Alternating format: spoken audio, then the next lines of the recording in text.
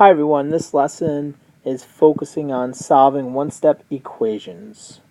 So let's take a look at our first problem.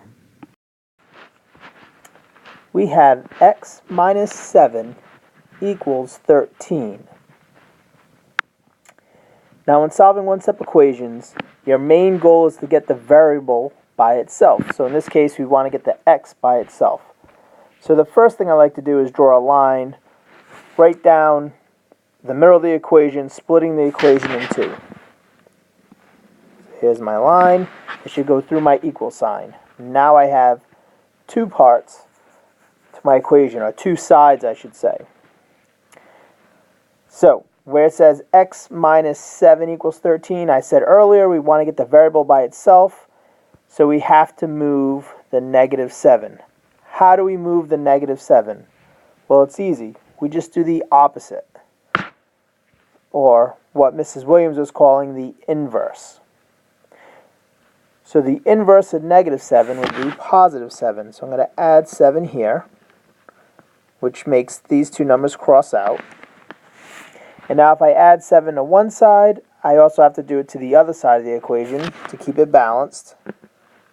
So now I have 13 plus 7. 13 plus 7 equals 20. And I just bring my variable down, which is x. X equals 20. Now if I want to check that problem, it's very easy. I just substitute 20 for the x. I use my solution. So 20 minus 7 equals 13. That works, it's correct. So my answer of 20 is correct.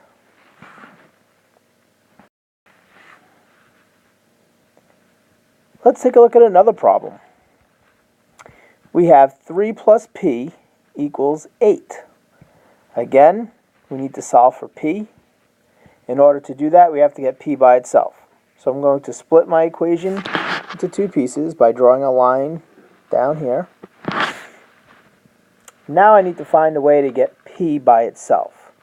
So like I mentioned in the problem before, we're looking to do the inverse. We're going to move the 3 by using its opposite or its inverse. So what's the opposite of 3? And again, there's no negative sign in front of that 3, so we know it's positive. So the opposite of positive 3 would be negative 3. And I'm going to do that on both sides. Keep that equation balanced. So positive 3 minus 3, that crosses out, leaving me with p equals, and 8 minus 3 is 5.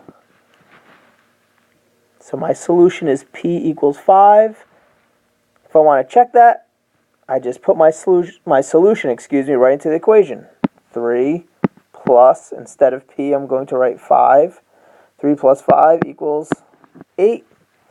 That's a true statement. So we are right with our solution. Now let's look at a different problem. We have 14b equals 56. So this obviously looks different from the other two problems we had just done. So 14 right up against the b, the operation we're looking at is multiplication.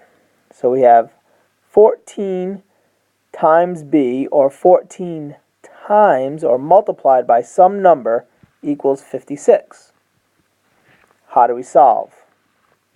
Well, it's very easy. We're going to do the inverse, the opposite of multiplication. So the first thing is I'm going to divide my equation in half, two parts.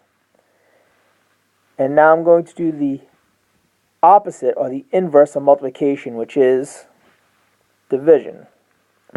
So I'm going to divide each side by 14. 14 divided by 14 is 1. They basically cross out. So I have b equals, and now 56 divided by 14 is 4. So my solution is b equals 4. How do I check to know if my work's right? Well, I just substitute my solution, which is 4, for b. 14 times 4 equals 56. And if you do the math out or use a calculator, you'll find that that is true. 14 times 4 does equal 56, which makes our solution true. And for our last problem, again, we have a different type of problem here. We have v over 8, or v divided by 8, equals 2. We need to solve for v. So again, just like we did on the other problems, we're looking to do the opposite or the inverse to solve this problem. So again, the first thing I'm going to do is draw a line, making my equation into two pieces. And now I'm going to think of, how do I get the v by itself? What's the opposite of division? Well, it's multiplication. So I'm going to multiply each side by 8. This crosses out, leaving me with v. v equals 2 times 8, which is 16. v equals 16 is my solution. How do I know that's right? Well, let's check our work. We're going to substitute the 16 for v. So we're going to have 16 divided by 8 equals 2. And that is correct.